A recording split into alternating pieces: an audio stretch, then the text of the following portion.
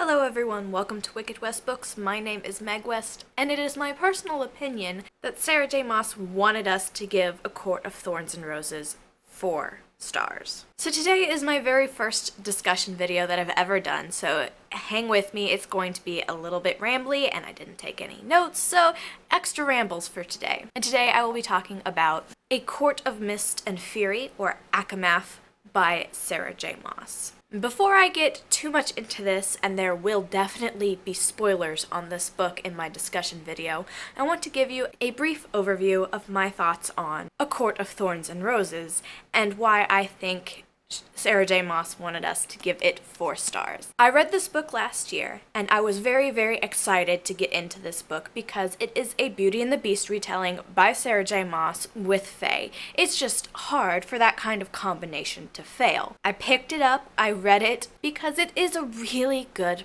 book. But I had some issues with it.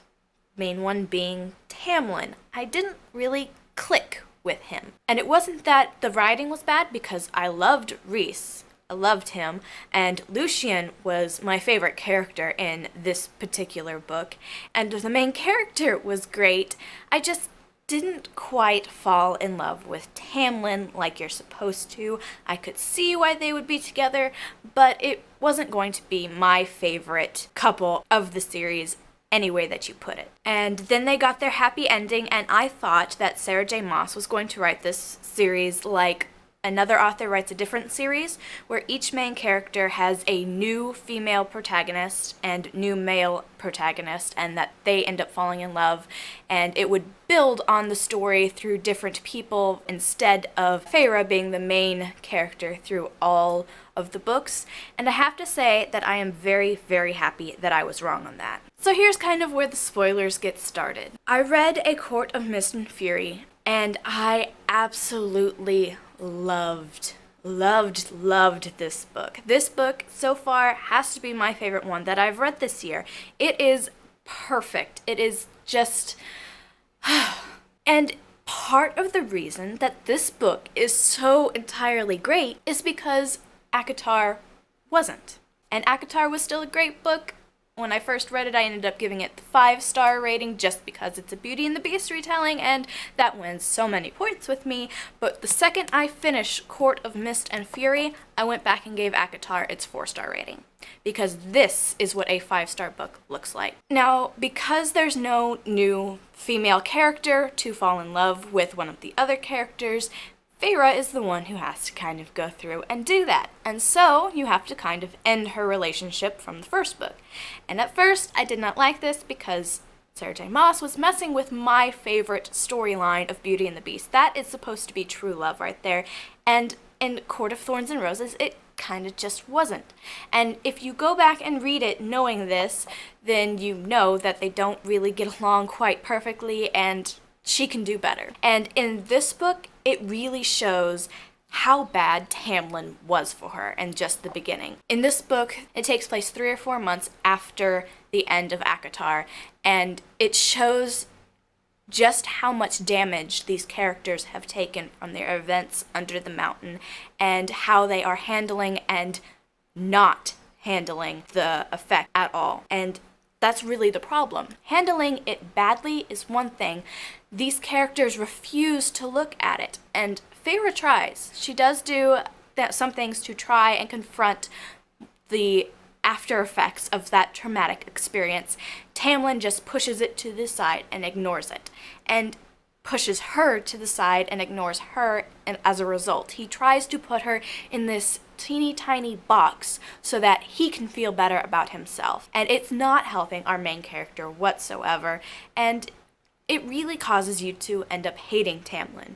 And that's at the beginning of the book, not counting what he does at the end of the book. And then Rhys comes in and quite literally sweeps her off her feet. She's going through this horrible experience. She is wasting away in front of Tamlin's eyes, and he is doing absolutely nothing to help her with it.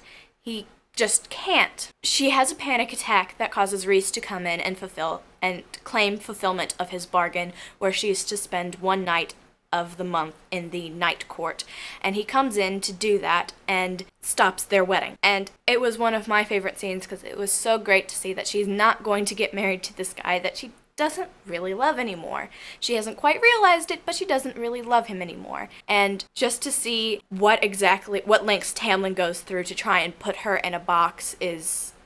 And then getting the opposite with Rhys and how he takes her out of that box and tells her that she is just fine the way she is and gives her everything that she needs and asks for, and it doesn't matter if it's not something that's normally done in the world because of gender roles.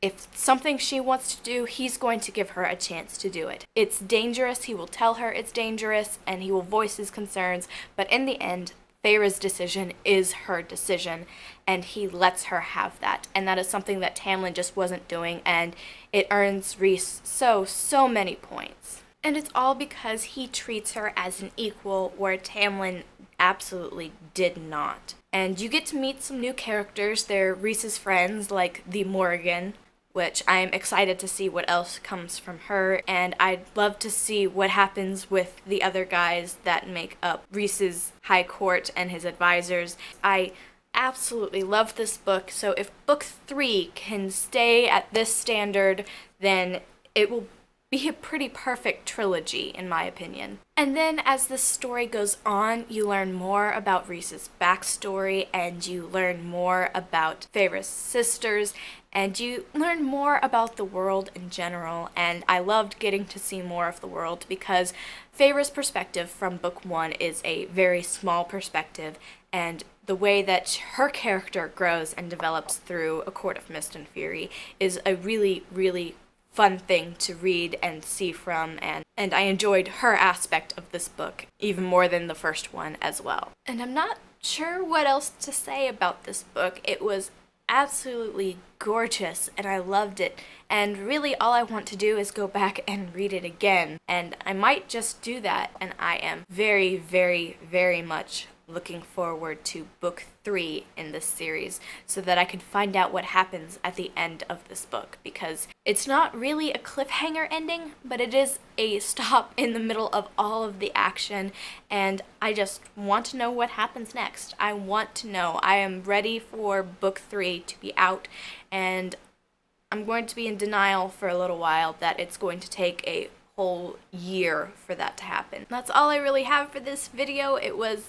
even more rambly than even I intended, so I'm sorry about that, but I wanted to get my happiness on this book out of my system and out on the internet because this book was so good, and I need book 3 in my life, and hopefully we get a lot more of Feyre and Rhys together because I think they're my new OTP because they are just so perfect and great together, and I'm looking forward to reading more from them. So thank you guys for watching. I will see you next week, and have a wicked day.